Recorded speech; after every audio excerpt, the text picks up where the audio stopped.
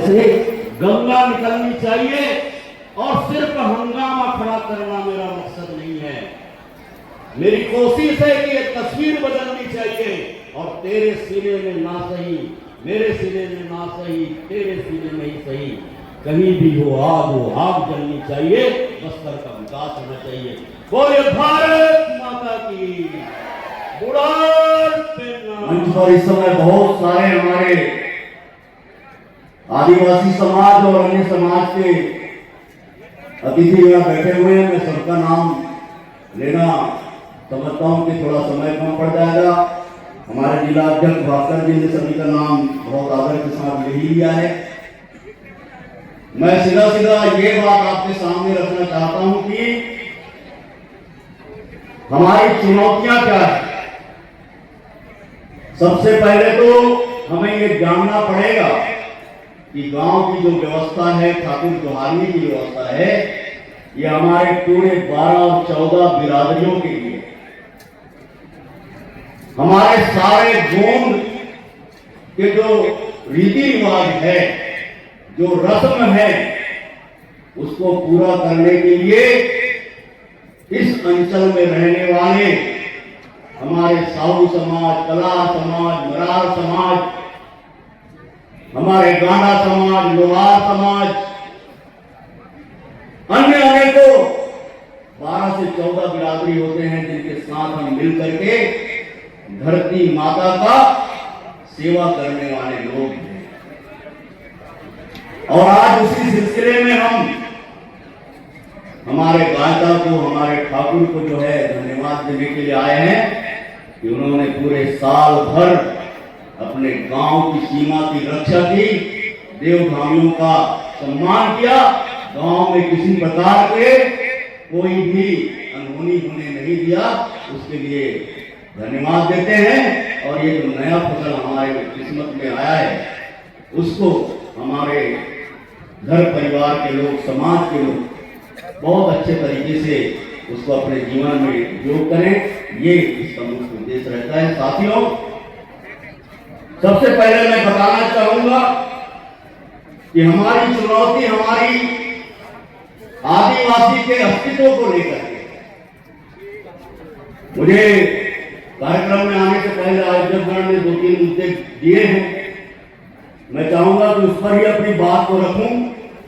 और पहली बात है जिसके बारे में हमने चुनाव के तत्काल बाद माननीय मुख्यमंत्री जी के समक्ष मुद्दा रखा था और माननीय मुख्यमंत्री जी ने बड़े ही शालीनता से उसको आने वाले दिनों में उसके परीक्षण करके उसके कानूनी पहलुओं को अच्छे से लागू करने की बात उन्होंने कही है। वो है बस्तर के लिए स्थानीय भर्ती। बस्तर में वर्ग 3 और वर्ग 4, अभी आपको मैं बताना चाहूंगा, 2012 से लेकर के 2022 तक हजारों की संख्या में बस्तर के नौजवानों को वर्ग 3 और 4 में नौकरियां मिली। लेकिन 2022 के बाद स्थानीय भर्ती को बंद कर दिया गया और उसके कारण पिछले 5 सालों में बस्तर में करीब 5000 लोग जो बस्तर संभाग के बाहर के लोग थे, उन लोगों ने आकर के आपके यहाँ के हिस्से पर अपना कब्जा कर लिया। आने वाले दिनों में हमारी सरकार की ये प्रतिबद्धता भी है कि स्थानीय भर्ती को फिर से इसमें लागू किया जाए। दूसरा मुद्दा परिसीमन को लेकर के, हमारे युवा साथी यहाँ पर बैठे हुए हैं, 5वीं और 6वीं अनुसूची के बारे में बेहतर जानते हैं। और अगर नहीं जानते हैं तो जिस हाथ से मोबाइल चला रहे हो उस हाथ में इंस्टाग्राम और फेसबुक और व्हाट्सएप के साथ साथ संविधान की व्यवस्था को भी खोल करके आप देखिए कि परिसीमन जो है 5वीं अनुसूची और 6वीं अनुसूची के जो क्षेत्र हैं वहां पर किस प्रकार से नुकसान कर देता है और इसका तरीका क्या हो सकता है। इस पर ऐसे महान पंचायतों में बात होनी चाहिए कि अगर हमारा बस्तर जो पूरी तरीके से 5वीं अनुसूची का क्षेत्र है तो हमें बचाने के लिए क्या उपाय करना पड़ेगा। मैं आप सभी को कहना चाहता हूं कि आप नौकरी में हैं, आप राजनीति में हैं, आप समाज सेवा में हैं या व्यवसाय में हैं, आप जहां कहीं भी रहते हो, अपने गांव, अपनी जो शीतला भूमि है उसको छोड़ करके बाहर आपने नागरिकता ले लिया है। जनगणना के समय में जब जनगणना का रजिस्टर बनेगा उस दिन अपने गांव में आकर के अपना नाम दर्ज कराइए। हमारा परिसीमन जो है बचाने में बहुत बड़ा मदद हो जाएगा, क्योंकि ये जनसंख्या का गणित है। हम चाहे जितनी भी बात कर दें, लेकिन कानून और संविधान की जो व्यवस्था है उसको बदलना हमारे बस की बात नहीं है। कानून से ही उसको व्यवस्था दिया जा सकता है। और इस राज्य में 32% की हमारी आबादी है। अगर किसी भी विधानसभा में आदिवासी की आबादी 32% से कम हो जाएगा, परिसीमन में वो क्षेत्र जो है सामान्य क्षेत्र बन जाएगा। इसलिए मैं खास करके हमारे जागरूक पढ़े लिखे और नौकरी पेशा वालों को कहना चाहता हूं कि अपनी जनसंख्या को अपने गांव में, अपने पैतृक जमीन पर दर्शाइए ताकि हम परिसीमन से बच सकें। भाई और बहनों, ये जो हमारा ठाकुर जोहारनी है, हमारे सामाजिक संगठन का सबसे मजबूत कड़ी है।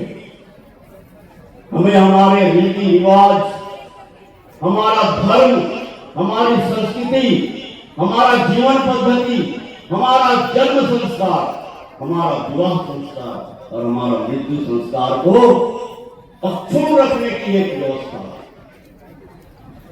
मैं बड़े ही दुख के साथ ये कहता हूं कि हमारे बहुत सारी आबादी जाने अनजाने में हमारी जो प्राकृतिक व्यवस्था है उसको छोड़ करके अन्य मतांतरण करके अन्य क्षेत्रों में जाने की कोशिश कर रहे हैं। ये हमारे समाज के लिए सबसे बड़ा दुखदायी व्यवस्था होगी। वो दिन हमारे लिए सबसे खराब दिन आने वाला है जब लोग शीतला मंदिर में ना जाकर के किसी अन्य जगह पर जाकर के अपनी सेवा करेंगे, सेवा व्यवहार करेंगे। हमें इससे बचने की जरूरत है। सामाजिक प्रमुख यहाँ पर बैठे हुए हैं, मैं उनको भी कहना चाहता हूं कि जो समाज के नियम और कानून हमने बना रखे हैं, अगर लड़की बिगड़ गई तो उसके परिवार को उखाड़ करके फेंक दो। लड़का बिगड़ गया तो जात से बाहर कर दो। जात में शामिल होना है तो लाख रुपया का जो है दंड लगा दो, बकरा कटवा दो, दारू मंगवा दो। हमें इस पर विचार करने की जरूरत है। हमें बहुत ही सावधानता से विचार करना पड़ेगा ताकि समाज में अगर कोई फुटफुट गड़बड़ी भी हो रही है तो हम कैसे इसको दूर कर सकते हैं। आज मैं इस अवसर पर यह भी कहना चाहूंगा कि नौकरियां लगभग सब खत्म हो गई। पंचायत में पूरा जितने लोगों को नेता बनना था बन गए, जनपद में जितना बनना था सब बन गए, जिनको विधायक बनना था वो भी बन गए, सांसद बन गए, सब बन गए। अब जो बचा हुआ है वो है मॉडर्न तरीके से खेती करने की व्यवस्था। हम क्या उद्यानिकी के क्षेत्र में आगे बढ़ सकते हैं? क्या हम पशुपालन के क्षेत्र में आगे बढ़ सकते हैं? क्या हम जो है व्यवसाय के क्षेत्र में आगे बढ़ सकते हैं? क्या हम हमारा किराना दुकान खोल सकते हैं, कपड़े की दुकान खोल सकते हैं? क्या हम एक समूह बना करके, अभी आपके एक मांग पत्र में भी मैं देख रहा था कि हमें हमारा एक सामूहिक संगठन बनाना चाहिए जो लोगों को व्यवसाय करने में मदद कर सके।